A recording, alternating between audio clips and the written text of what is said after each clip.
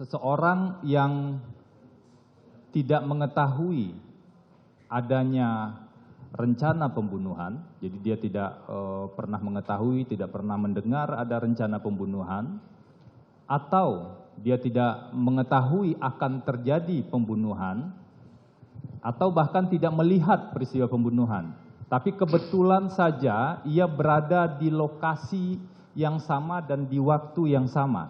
Apakah orang tersebut bisa dikategorikan sebagai turut serta melakukan sesuai dengan pasal 55 ayat 1 ke 1 KUHP? Baik, mohon izin yang mulia. Dari contoh kasus yang saudara penasihat hukum ilustrasikan tadi, inti pertanyaannya terletak pada kalimat yang menyebutkan apakah orang yang hanya sekedar mengetahui bisa dianggap sebagai turut serta melakukan suatu tindak pidana, begitu?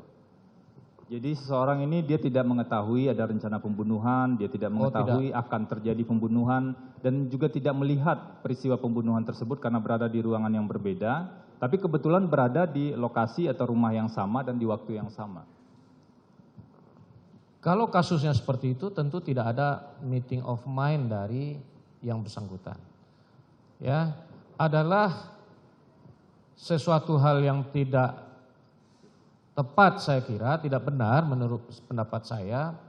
Kalau seandainya orang tidak mengetahui sama sekali, akan tetapi kebetulan ada di tempat itu, ada berada pada tempat yang salah dan waktu yang keliru, maka tentu tidaklah bisa memposisikan orang itu sebagai turut serta dalam melakukan tindak pidana tersebut. Oke, saya lanjut ke salah satu bagian di pasal 55 ayat 1 ke 1, yaitu menyuruh lakukan. Tadi saudara ahli menjelaskan perbedaan antara menyuruh lakukan dengan menggerakkan. Saya ingin minta penjelasan yang lebih detail dalam konteks menyuruh lakukan. Sebenarnya siapa atau orang-orang seperti apa yang bisa masuk kategori yang disuruh lakukan, yang kemudian tidak bisa dipertanggungjawabkan tersebut? Seperti saya kemukakan tadi, orang yang disuruh melakukan itu adalah apa istilahnya vis compulsiva kalau saya tidak salah. Orang tersebut hanyalah alat semata dari orang yang menyuruh melakukan. Nah, orang yang disuruh melakukan itu adalah orang yang terkategori sebagai orang yang tidak bisa dimintakan pertanggungjawaban pidana. Antara lain adalah karena on to rekening Svartbarheid, orang yang tidak mampu bertanggung jawab, menyuruh orang gila untuk melakukan tindak pidana, itu orang gila tidak bisa dimintakan pertanggungjawaban pidana. Atau menyuruh orang dengan kekuatan penodongan senjata dan seterusnya, seperti yang kita kenal dengan apa yang disebut dengan strafrechtsleutiggronden atau alasan-alasan yang menghapus pertanggungjawaban pidana, baik alasan pembenar maupun alasan pemaaf. Nah, orang-orang yang termasuk dalam kategori yang demikian itu sajalah yang bisa dianggap sebagai orang yang tidak bisa dimintakan pertanggungjawaban pidana dalam konteks Dunpleven.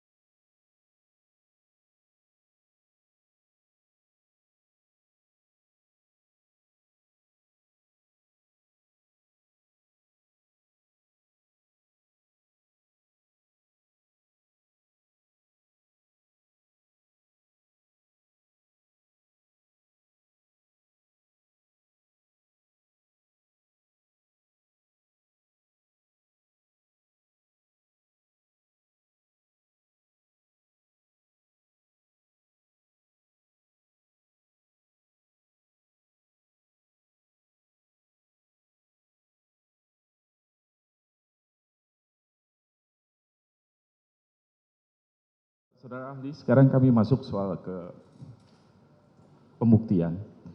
Di bagian proses pembuktian, salah satu keterangan yang dimintakan adalah keterangan terkait saksi pelaku yang direkomendasikan sebagai justice collaborator.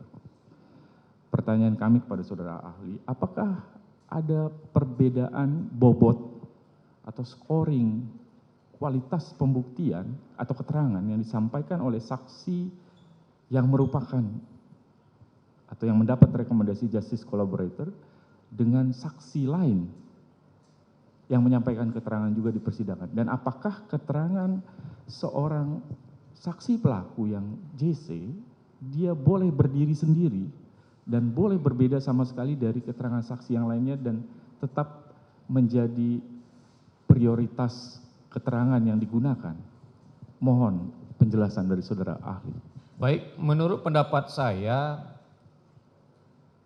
tidak ada satu aturan pun ya, atau bahkan tidak ada satu pendapat pun dalam doktrin yang ditemukan yang menyatakan bahwa justice kolaborator itu kualitas atau nilai keterangannya sebagai saksi itu berbeda dengan saksi yang bukan sebagai justice kolaborator.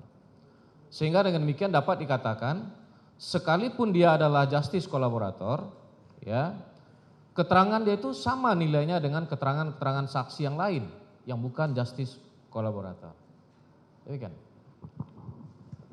Baik. Jadi yang diuji soal bahwa sebuah informasi itu layak dipertimbangkan sebagai bukti, apakah dari siapa yang menyampaikan atau kesesuaian antara keterangan yang satu dengan keterangan yang lain, antara kesaksian yang satu dengan alat bukti yang lain? Bagaimana menurut saudara ahli?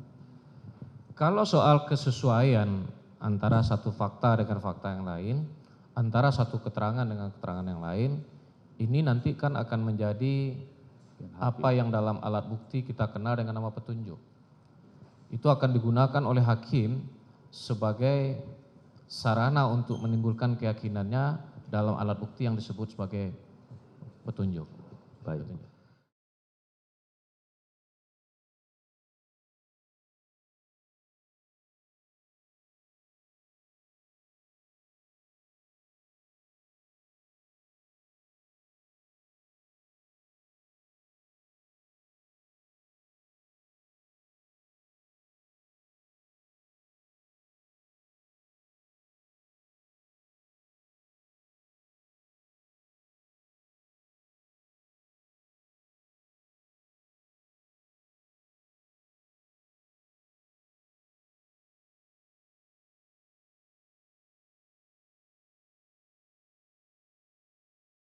Bagaimana jika jaksa penuntut umum, saya tidak menyimpulkan ya JPU ya, bagaimana jika jaksa penuntut umum gagal membuktikan motif dalam perkara ini? Izin Bapak, ini pertanyaan penasihat hukum ini mengatakan tidak menyimpulkan, tetapi menyebutkan jaksa tidak membuktikan.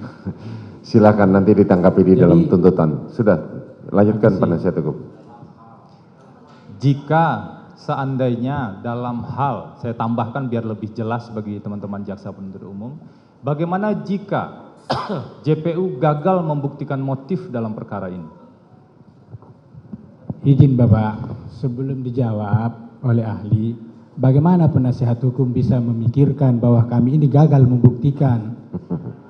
Jika itu kan artinya kamu membentuk opini, tanya saja sesuai dengan keahliannya. majelis hakim tidak melarang Ya, pertanyaan tersebut. silakan lanjutkan dijawab. Nanti silakan tanggapi di tuntutan. Lanjutkan penasihat hukum. Silakan dijawab saudara ahli.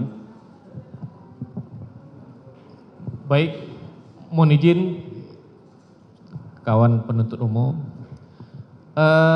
Tadi sudah saya jelaskan di awal keterangan saya sebelumnya bahwa motif itu bukanlah delik berstandar. Motif itu bukanlah bagian inti delik.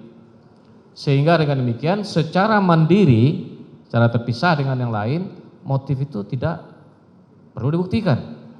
Akan tetapi adalah sesuatu hal yang tidak masuk akal pada ketika kita harus membuktikan unsur kesengajaan tanpa melihat pada motif. Sehingga dengan demikian motif itu menjadi sesuatu hal yang penting untuk membuktikan unsur kesengajaan. Ya, jadi kalau seandainya, mohon maaf saya tidak menyimpulkan jaksa penuntut umum, kalau seandainya jaksa penuntut umum tidak mampu membuktikan motif, itu artinya dia bukan tidak mampu membuktikan motifnya, tapi membuktikan kesengajaannya. Demikian. Oke, terima kasih saudara ahli.